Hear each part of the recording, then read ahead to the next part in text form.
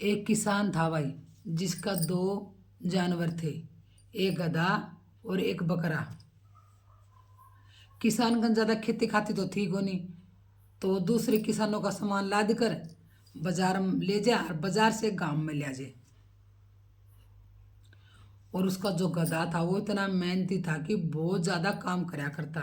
गर्मी सर्दी बारिश के मौसम में भी बहुत ज़्यादा काम कराया करता। तो इससे किसान खुश होकर उसकी बहुत देख रेख कराया करता और उसको अच्छा अच्छा सामान खाने पीने का भी दिया करता। तो ये बात बकरे को खटक गई कि गधे का तो कितना सम्मान मिलता है और इसको कितना बढ़िया बढ़िया खाने पीने को भी दिया जाता है, और मेरा तो मालिक ख्याल ही नहीं रखता।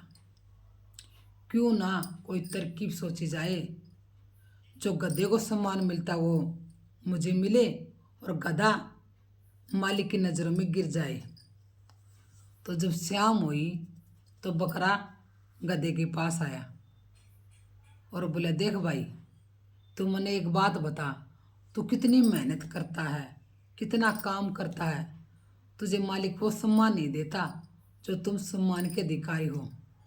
तो बकरा मायूस होकर बोला कि भाई ये तो मेरा काम है, मन करना पड़ा है, जो मालिक मुझसे करवाता है।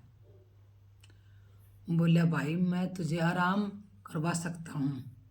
तो गधा बोला, कैसे?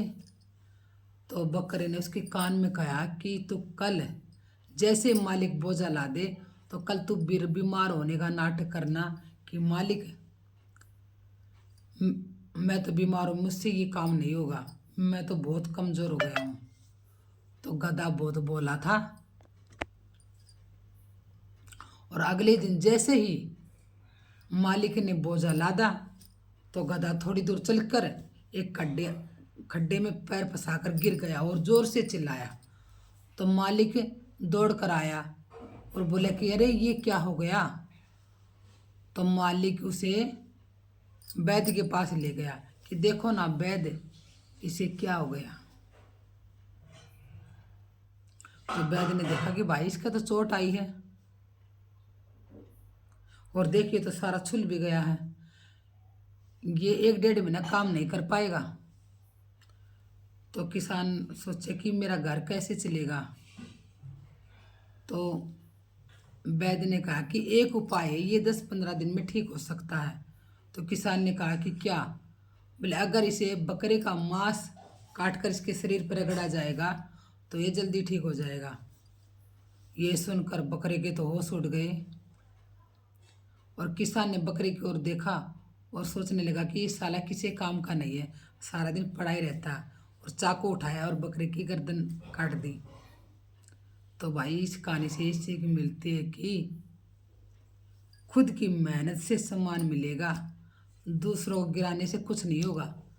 दूसरों के लिए अगर गड्ढा खोदोगे तो न जाने कब उसमें पैर फंस कर आपकी मौत हो सकती है, पता भी नहीं चलेगा। अगर ये मेरी कहानी अच्छी लगी हो तो लाइक शेयर और कमेंट कर देना। सत साहेब।